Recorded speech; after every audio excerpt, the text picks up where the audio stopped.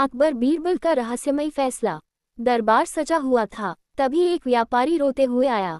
व्यापारी बोला, जहां पनाह, मेरे 3 नौकर हैं, लेकिन उनमें से एक ने मेरा हीरा चुरा लिया है। अकबर ने गुस्से में कहा, चोर को तुरंत सजा दी जाएगी। तीनों नौकर कांप रहे थे। तभी बीरबल मुस्कुराए और बोले, जहां पनाह, मुझे एक दिन दीजिए। अगले दिन बीरबल तीनों को एक एक लकड़ी की छड़ी देते हैं और कहते हैं, जिसने चोरी की है उसकी छड़ी रात में 2 इंच बढ़ जाएगी। सुबह दरबार लगा, तीनों छड़ियां लाई गईं। 2 छड़ियां बराबर थीं, लेकिन तीसरी छड़ी 2 इंच छोटी थी। बीरबल बोले, जहां पनाह, यही चोर है। अकबर चौंक गए, कैसे? बीरबल मुस्कुराए, डर के मारे इसने अपनी छड़ी खुद 2 इंच काट दी ताकि बड़ी हुई न लगे। दरबार तालियों से गूंज उठा। मुकुट अकबर बोले, बुद्धि ही सबसे बड़ी ताकत है। अकबर बीरबल का नया इम्तिहान, सच्चाई की अग्नि। चोरी वाले मामले के बाद दरबार में बीरबल की तारीफ हो रही थी, लेकिन कुछ दरबारी अंदर ही अंदर जल रहे थे। एक मंत्री बोला, जहां पनाह, अगर बीरबल इतने ही बुद्धिमान हैं, तो हर सवाल का जवाब दे सकते हैं क्या? अकबर मुस्कुराए, आज ही परख लेते हैं।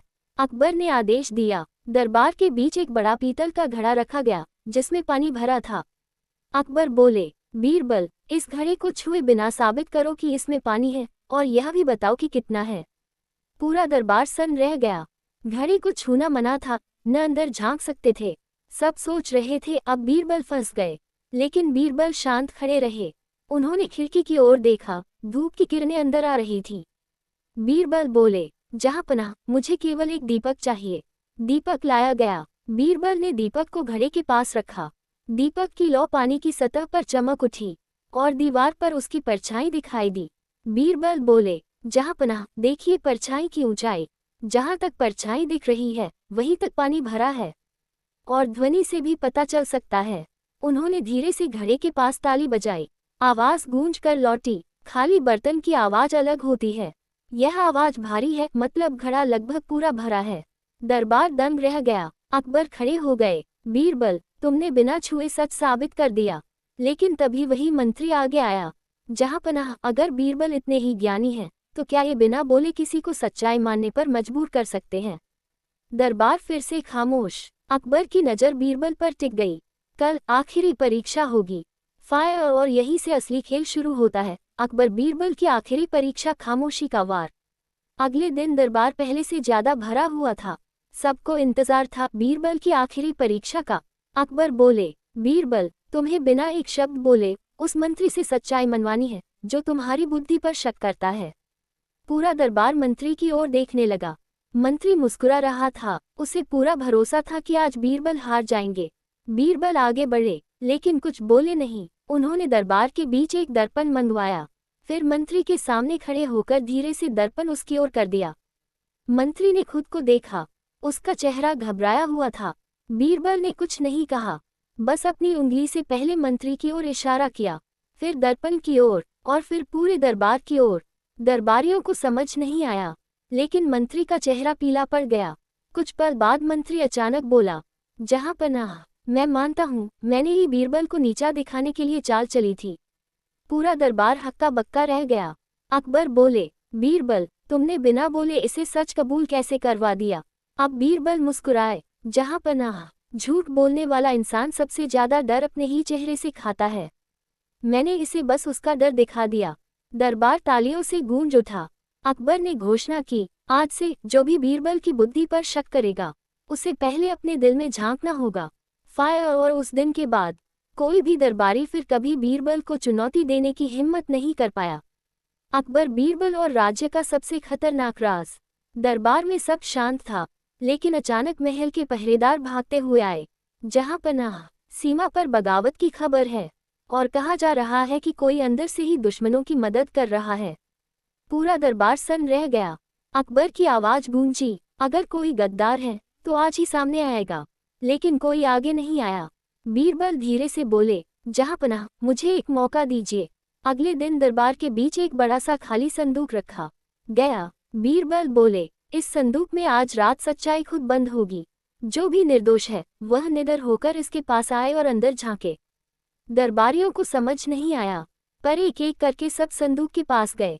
कुछ ने हंसकर देखा, कुछ ने गर्व से, लेकिन एक दरबारी दूर खड़ा रहा, उसके माथे पर पसीना था। बीरबल अचानक बोले, जहांपनाह, गद्दार मिल गया। अकबर गरजे, कौन? बीरबल ने उसी दरबारी की ओर इशारा किया, जिसने संदूक में झांकने की हिम्मत नहीं की। उसे डर था कि अंदर उसकी सच्चाई दिख जाएगी। दरबारी कांप उठा, मुझे माफ कर दीजिए, दुश्मनों ने मुझे लालच दिया था। पूरा दरबार हिल गया। अकबर खड़े हो गए। बीरबल, इस संदूक में था क्या? बीरबल मुस्कुराए, कुछ भी नहीं, जहांपनाह, खाली था। लेकिन अपराधी का डर हमेशा खाली जगह को भी राज समझ लेता है। दरबार में सन्नाटा छा गया। फिर तालियों की गूंज उठी। अकबर बोले, बुद्धि तलवार से तेज होती है, और बीरबल उसकी मिसाल है। फायर सीख, डर ही असली गुनहगार को बेनकाब करता है। अकबर, बीरबल और अदृश्य दुश्मन। एक रात महल की सबसे सुरक्षित तिजोरी से शाही मोहर गायब हो गई। ये वही मोहर थी जिससे पूरे साम्राज्य के आदेश जारी होते थे। अगर वो गलत हाथों में चली जाती तो पूरा राज्य खतरे में पड़ सकता था। अकबर गुस्से में थे। महल के अंदर से ही किसी ने ये किया है। दरबार में मौजूद हर व्यक्ति शक के घेरे में था। बीरबल ने धीरे से कहा, जहांपनाह, चोर यही है और अभी भी डर रहा है। अकबर बोले, कैसे पकड़ोगे? बीरबल ने आदेश दिया, दरबार के बीच सफेद आटे की पतली परत बिछा दी जाए और सभी दरबारी एक एक करके उस पर चलकर सामने खड़े हों। सबने वैसा ही किया। आटे पर सबके पैरों के निशान थे, लेकिन एक जगह निशान आधे थे। बीरबल ने ध्यान से देखा। एक दरबारी के जूते के आगे का हिस्सा साफ था, जैसे किसी ने जानबूझकर रगड़ा हो।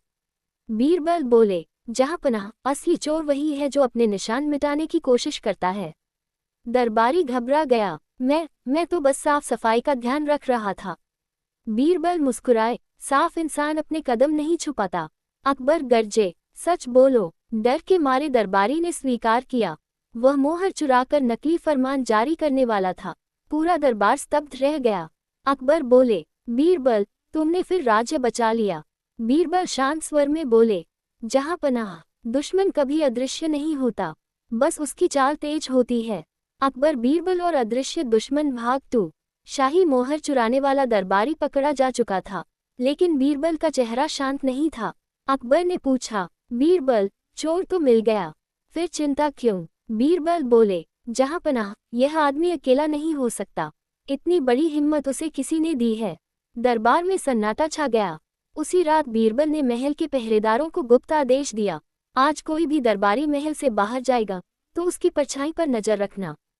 सबको अजीब लगा, पर आदेश मान लिया गया। आधी रात के समय महल के पीछे की दीवार के पास एक साया दिखाई दिया। वह वही दरबारी था जो पकड़ा गया था, लेकिन वह अकेला नहीं था। दीवार के उस पार से एक नकाबपोश व्यक्ति उससे धीरे धीरे बात कर रहा था। पहरेदारों ने तुरंत बीरबल को खबर दी। सुबह दरबार लगा। बीरबल ने उस दरबारी से पूछा, तुम्हें किसने उकसाया? वह चुप रहा। तभी बीरबल ने दरबार में खड़े एक ऊंचे पद वाले मंत्री की ओर देखा। मंत्री के चेहरे का रंग उड़ चुका था। बीरबल बोले, जहांपनाह, असली खेल बाहर नहीं, यही खेला जा रहा था।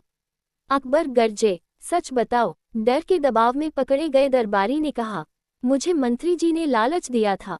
उन्होंने कहा था कि अगर मोहर हमारे हाथ में आ जाए तो हम अपने आदेश जारी कर सकते हैं।